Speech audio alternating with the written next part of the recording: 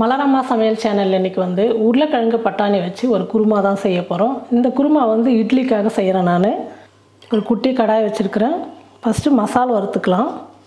இந்த மசாலா அரைக்கிறதுக்கு பார்த்திங்கன்னா ஒரு சின்னதாக ஒரு 1/4 முடி தேங்காய் எடுத்து மேலெல்லாம் தோல் எடுத்துகிட்டு சின்ன சின்னதாக கட் பண்ணி எடுத்துக்கிட்டேன். முந்திரி வந்து ஒரு 3 முந்திரி முழுசு, அதை உடைச்சதுக்கு வந்து 6 பீஸ் எடுத்துக்கிட்டேன். இது எல்லாம் சேர்த்து தான் நம்ம இப்போ மசாலா ரெடி பண்ண போகிறோம். சோம்பு ஒரு 1/2 ஸ்பூன், கசகசா ஒரு 1/2 ஸ்பூன், இது 2 மட்டும் நம்ம வறுத்து எடுத்துக்கலாம். நம்ம சோம்பு கசகசா பச்சையாக கூட போட்டு அரைக்கலாம். ஆனால் இந்த மாதிரி வறுத்துட்டு அரைக்கும் போது நல்லா மணமாக சாப்பிட்றதுக்கு நல்லாயிருக்கும். பாருங்க, நல்லா வறுந்துடுச்சு. இப்போ இதை எடுத்து ஒரு தட்டில் மாற்றிக்கலாம். குருமா செய்யறதுக்கு ஒரு குக்கர் வச்சுட்டேன். குக்கர் நல்லா சூடு ஏறிடுச்சு. இப்போ எண்ணெய் சேர்த்துக்கிறேன். ஒரு அன்னாச்சி பூ, லவங்கம் வந்து ஒரு 4, சீரகம் 1/2 ஸ்பூன், பட்டை சின்னதாக ஒரு துண்டு, இதெல்லாம் சேர்த்துக்கலாம். பெரிய வெங்காயம் 2 வெங்காயம் எடுத்து பொடியாக கட் பண்ணி எடுத்துக்கிட்டால் கொஞ்சம் கருவேப்பிலை இதையும் சேர்த்துக்கலாம்.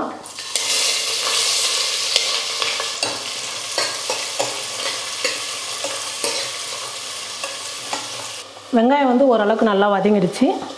இஞ்சி பூண்டு பேஸ்ட்டு 1 ஸ்பூன் சேர்த்துக்கிறேன். இஞ்சி பூண்டு பேஸ்ட்டோட பச்சை மணம் போகிற அளவுக்கு நல்லா வதக்கிக்கலாம். பாருங்கள், இஞ்சி பூண்டு பேஸ்ட்டெல்லாம் சேர்த்ததுக்கப்புறம் நல்லா வதங்கிடுச்சு. 2 தக்காளி எடுத்து விழுது அரைச்சி எடுத்துக்கிட்டேன், அதே சேர்த்துக்கிறேன்.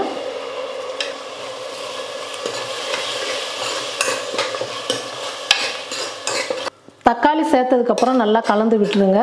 தக்காளி நல்லா வதங்கி நல்லா கெட்டியாக வரணும். அந்த அளவுக்கு நம்ம பச்சை வாசனை போகிற அளவுக்கு நல்லா வதக்கிக்கணும். பாருங்கள், தக்காளி எல்லாம் நல்லா வதங்கிடுச்சு பாருங்கள். இப்போ நம்ம மசாலாலாம் சேர்த்துக்கலாம்.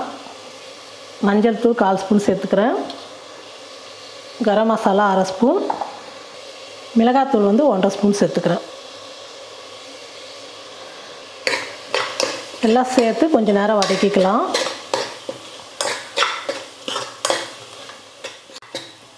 மசாலாலாம் நல்லா வதங்கியாச்சு. ஒரு 2 பெரிய உருளைக்கிழங்கு எடுத்து தோல் எடுத்துகிட்டு இந்த மாதிரி சின்ன சின்ன பீஸாக கட் பண்ணி எடுத்துக்கிட்டேன். உருளைக்கிழங்கு சேர்த்துக்கிறேன்.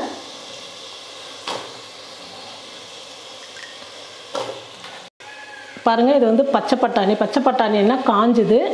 நான் வந்து நைட்டே ஊற வச்சுட்டேன். இப்போ காலையில் டிஃபனுக்கு தான் நான் செய்கிறேன் இந்த குருமா. அதனால் வந்து நைட்டே ஊற வச்சுட்டேன். அப்போ தான் வந்து நல்லா ஊறிடும், செய்யறதுக்கு நல்லாயிருக்கும்.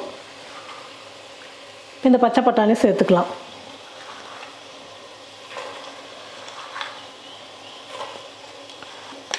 இப்போ இந்த குருமாவுக்கு தேவையான அளவுக்கு உப்பு சேர்த்துக்கலாம். எல்லாம் சேர்த்ததுக்கப்புறம் 1 நிமிஷம் நல்லா வதக்கிக்கலாம். குருமாக்கெல்லாம் வந்து உருளைக்கிழங்கு இருந்தாலும் கொஞ்சம் பெருசாக இருக்கணும். இப்படி இருந்தால் தான் சாப்பிட்றதுக்கு வந்து ரொம்ப நல்லாயிருக்கும். அந்த குருமாவோடு சாப்பிடும்போது ரொம்ப நல்லாயிருக்கும். நான் வந்து உருளைக்கிழங்கு பட்டாணி எதுவுமே வேக வைக்கல, ஊற வச்சதோடு சரி. பட்டாணி உருளைக்கிழங்கு பச்சையாக தான் நான் தோல் சீவி போட்டிருக்கேன். பாருங்கள், 1 நிமிஷத்துக்கு நல்லா வதக்கிக்கிட்டேன். இப்போ தண்ணி சேர்த்துக்கலாம்.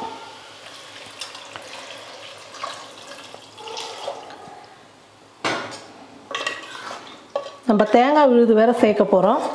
அதனால் தேவையான அளவுக்கு தண்ணி சேர்த்துக்குங்க. குக்கர் மூடி போட்டு மூடிடலாம். 4 விசில் வந்தோடனே நம்ம ஸ்டவ் ஆஃப் பண்ணிக்கலாம். இது வேகத்துக்குள்ளே நம்ம வறுத்து வச்ச சோம்பு கசகசா முந்திரி தேங்காய் எல்லாம் நைஸாக விழுது மாதிரி அரைச்சி எடுத்துக்கலாம். பாருங்கள், குக்கர் வெயிட் குறைஞ்சி குக்கர் மூடி எடுத்துட்டேன். இப்போ மறுபடியும் ஸ்டவ் பற்ற வச்சுருக்கிறேன். பட்டாணி உருளைக்கிழங்கெல்லாம் நல்லா வெந்துடுச்சு. நம்ம அரைச்சி வச்சுருக்கிற மசாலாவை சேர்த்துக்கலாம்.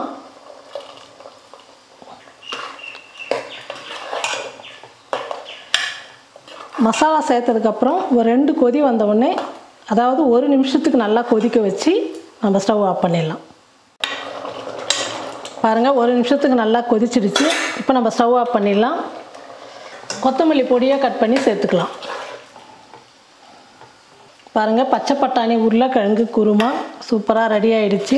இட்லி தோசைக்கெல்லாம் ரொம்ப நல்லாயிருக்கும். இட்லிக்கு நாங்கள் வந்து அடிக்கடிக்கு வந்து இந்த குருமா தான் செய்வோம். எல்லாருமே ரொம்ப விரும்பி சாப்பிடுவாங்க. உருளைக்கிழங்கு பாருங்கள், பெருசாக இருக்குது. இந்த மாதிரி உருளைக்கிழங்கு இருக்கும்போது அதோடு சேர்த்து சாப்பிடும்போது ரொம்ப டேஸ்ட்டாக இருக்கும். நான் அதனால தான் உருளைக்கிழங்கு வந்து கொஞ்சம் பெருசாக சேர்த்துக்குவேன். பச்சை பட்டாணி உருளைக்கிழங்கு குருமா வந்து ரெடி ஆகிடுச்சு. நீங்களும் உங்கள் வீட்டில் இந்த மாதிரி இட்லிக்கு வந்து குருமா செஞ்சு பாருங்கள். செஞ்சு பார்த்துட்டு எப்படி இருக்குன்னு சொல்லிட்டு மறக்காமல் கமெண்ட் பண்ணுங்கள், ஷேர் பண்ணுங்கள். நன்றி.